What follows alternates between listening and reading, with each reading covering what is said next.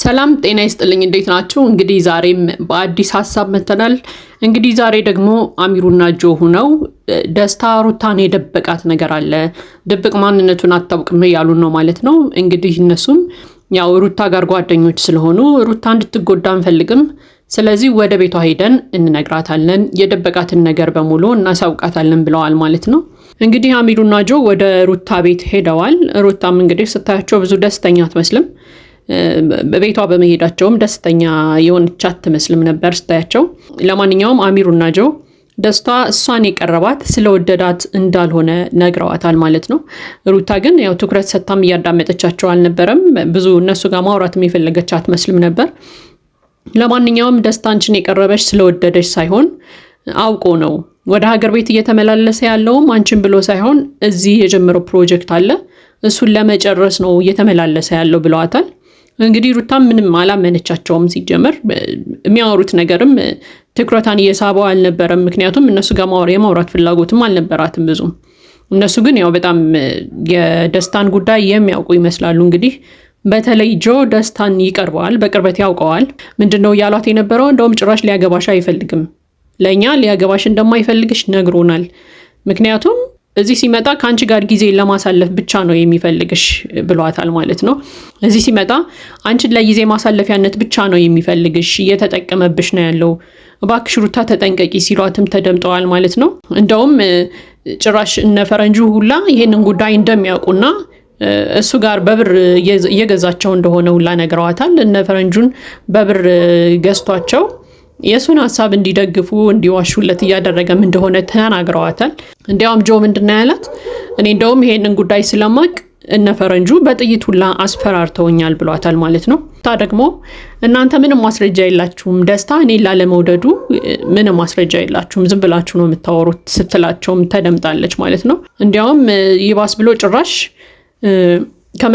ከመጣበት ሀገር ሚስትና ልጅ አለው፣ ስለዚህ ሚስትና ልጅ እያለው አንቺን ሊያገባሽ አይችልም። እሱም ደግሞ እኔ ሩታን የቀረብኳት ላገባት አይደለም፣ እዚህ ኢትዮጵያ ውስጥ ስመጣ ጊዜ ለማሳለፍ ነው እሷ ጋር የምፈልጋት ሲል ሰምተነዋል ብለዋታል። ያው እንግዲህ እኛም በባለፈው ክፍል ያልነው ይሄንን ነው። ሁለቱ ልጆች አይተዋወቁም፣ ደስታና ሩታ አይተዋወቁም። የተዋወቁበት ቀንም በጣም አጭር ነው። በዚህ አጭር ጊዜ ውስጥ ተዋውቀው ራሱ ፍቅር ጀምረናል ማለታቸው እኛን በጣም አስገርሞን ነበር። ምክንያቱም በዚህ ፍጥነት ሰው እንዴት ሳይተዋወቅ ፍቅር ሊጀምር ይችላል? አሁን እያየን ያለነው ነገር ይሄ ነው። እንግዲህ እነ ጆና አሚሩ የሚሉት ነገር እውነት ከሆነና ደስታ ውጭ ሀገር ልጅና ሚስት ካለው እውነትም እሱ እንደሚለው አገር ቤት ሲመጣ ሩታን ጊዜ ለማሳለፍ ከሆነ የሚጠቀማት በጣም ነው የሚያሳዝነው። በጣም ከባድ ነው። ምክንያቱም በሰው ስሜት መጫወት በጣም ከባድ ነው። ነገር ግን ይሄን ሁሉ እየሰማች ራሱ ሩታ አላመነቻቸውም። ዝም ብላችሁ ነው የምታወሩት፣ እስኪ ማስረጃ ስጡኝ እያለቻቸው ነው። እነሱ ደግሞ እንደ ማስረጃ ያቀረቡት ያው ጆ ለደስታ በጣም ቅርቡ ነው፣ ስለዚህ በቅርብ አውቀዋለሁ ነው የሚለው። እሷ ደግሞ ማስረጃ ነው የፈለገችው፣ አውቃችሁ ነው ብላችኋለች ሁላ።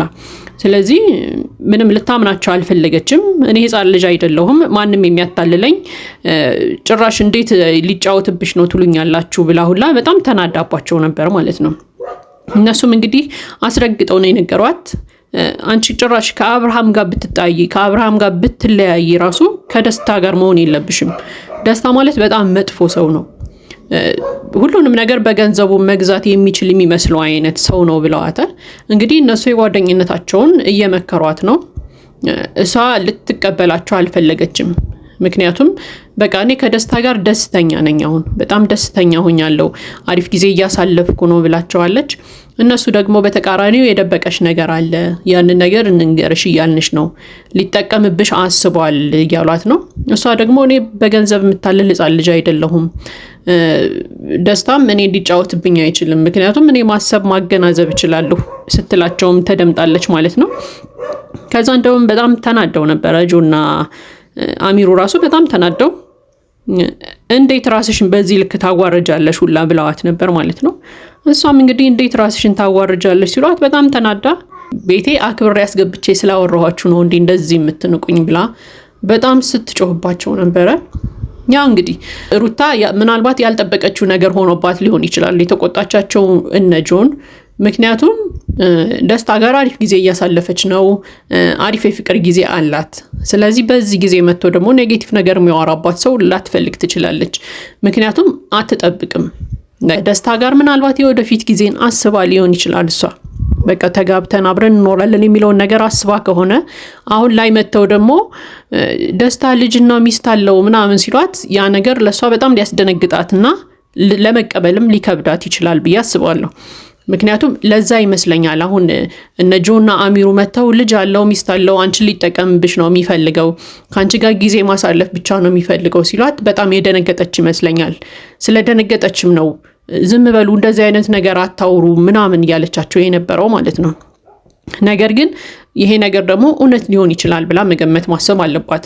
ምክንያቱም አሁን የነ ጆን ሐሳብ ሳትሰማ ቀርታ መጨረሻ ላይ ይሄ ነገር እውነት ሆኖ ከተገኘ ከሷ በላይ የሚጎዳ ሰው የለም፣ ከሩታ በላይ የሚጎዳ ሰው የለም። እነ ጆን ደግሞ ይሄን ነገር ሲያወሩ የነበሩት በጣም እርግጠኛ ሆነው በቃ እርግጠኛ ሆነው እንዳትጎጂ ብለን ነው የምንነግርሽ፣ እኛ አንቺን ስለምንቀርብሽ ነው ይሄን ነገር የምንነግርሽ ምናምን ብለዋታል። እሷ እንደውም ይባስ ብላ የቀረባችሁ ብር አለ እንዴ ብር ስላልሰጣችሁ ይሆናል በመካከላችን ክፍተት ለመፍጠር የምትሞክሩት ሁላ ብላቸዋለች። እነሱም እንደዚህ ስትላቸው በጣም አዝነው ነበር። እንደውም እኛ አይደለንም በብር እየተገዛን ያለነው፣ በብር እየተገዙ ያሉት እነ ፈረንጁ ናቸው፣ እነሱ እኛንም እያስፈራሩ ነው፣ ይልቅ ንቂ ያሏት ነበር ማለት ነው።